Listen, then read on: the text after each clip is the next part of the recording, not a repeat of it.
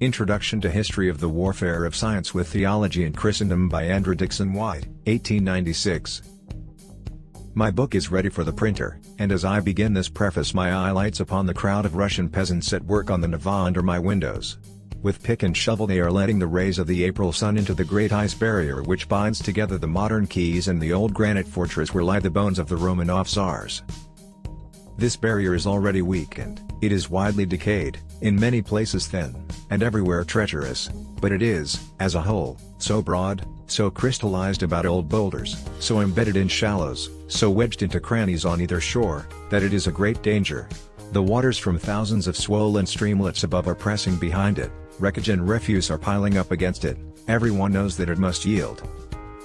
But there is danger that it may resist the pressure too long and break suddenly, wrenching even the granite quays from their foundations, bringing desolation to a vast population, and leaving, after the subsidence of the flood, a widespread residue of slime, a fertile breeding bed for the germs of disease. But the patient mujiks are doing the right thing. The barrier, exposed more and more to the warmth of spring by the scores of channels they are making, will break away gradually, and the river will flow on beneficent and beautiful.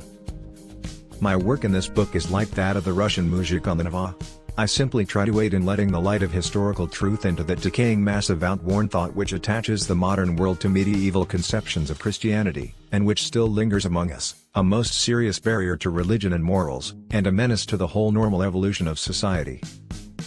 For behind this barrier also the flood is rapidly rising, the flood of increased knowledge and new thought, and this barrier also, though honeycombed and in many places thin, creates a danger of a sudden breaking away, distressing and calamitous, sweeping before it not only outworn creeds and noxious dogmas, but cherished principles and ideals, and even wrenching out most precious religious and moral foundations of the whole social and political fabric.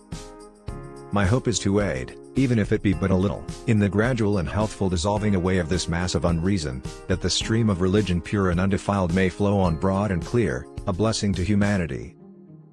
And now a few words regarding the evolution of this book. It is something over a quarter of a century since I labored with Ezra Cornell in founding the university which bears his honored name. Our purpose was to establish in the state of New York an institution for advanced instruction and research, in which science, pure and applied, should have an equal place with literature, in which the study of literature, ancient and modern, should be emancipated as much as possible from pedantry, and which should be free from various useless trammels and vicious methods which at that period hampered many, if not most, of the American universities and colleges. We had especially determined that the institution should be under the control of no political party and of no single religious sect, and with Mr. Cornell's approval I embodied stringent provisions to this effect in the charter. It had certainly never entered into the mind of either of us that in all this we were doing anything irreligious or unchristian. Mr. Cornell was reared a member of the Society of Friends, he had from his fortune liberally aided every form of Christian effort which he found going on about him, and among the permanent trustees of the public library which he had already founded, he had named all the clergymen of the town, Catholic and Protestant. As for myself, I had been bred a churchman, had recently been elected a trustee of one church college, and a professor in another. Those nearest and dearest to me were devoutly religious. And, if I may be allowed to speak of a matter so personal to myself, my most cherished friendships were among deeply religious men and women, and my greatest sources of enjoyment were ecclesiastical architecture, religious music, and the more devout forms of poetry. So, far from wishing to injure Christianity, we both hoped to promote it, but we did not confound religion with sectarianism, and we saw in the sectarian character of American colleges and universities as a whole, a reason for the poverty of the advanced instruction then given in so many of them.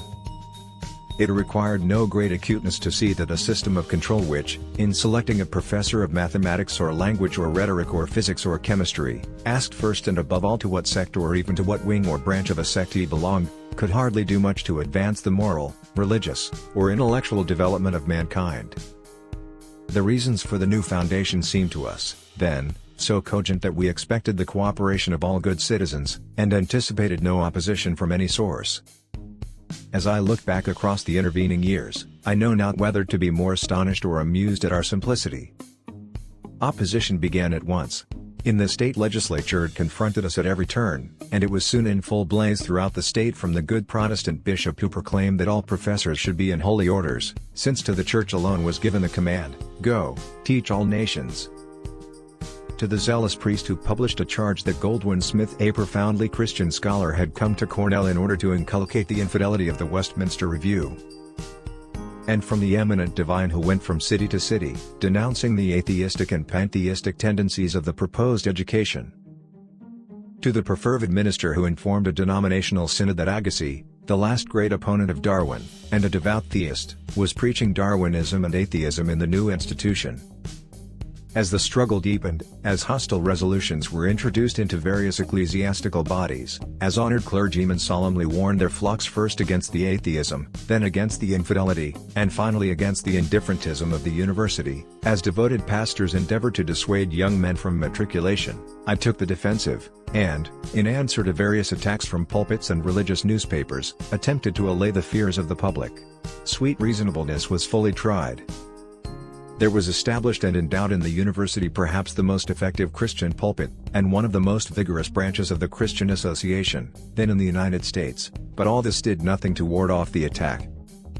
The clause in the charter of the university forbidding it to give predominance to the doctrines of any sect, and above all the fact that much prominence was given to instruction in various branches of science, seemed to prevent all compromise, and it soon became clear that to stand on the defensive only made matters worse.